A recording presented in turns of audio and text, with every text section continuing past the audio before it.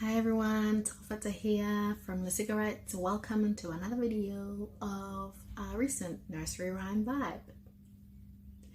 Today we're doing the head and shoulders song, and I'm not going to show you all the different parts. I'll label them in a picture like that. So let's get started. There is an English version which is a little bit different, but I'll sing the Setswana version and translate. Ngolimolo musihu baleteka mangole liminwa. Mangole means menona are toes, so I'm not going to be able to show you those parts. Ngolimolo musihu baleteka mangole liminwa. In English, it goes head and shoulders, nose and mouth, chest and hips, knees and toes. That's the translation. So we sing it one last time.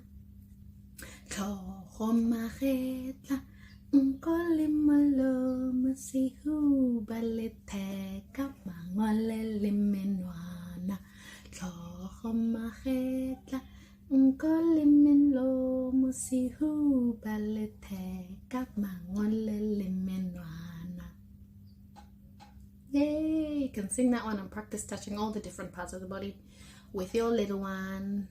Till next time.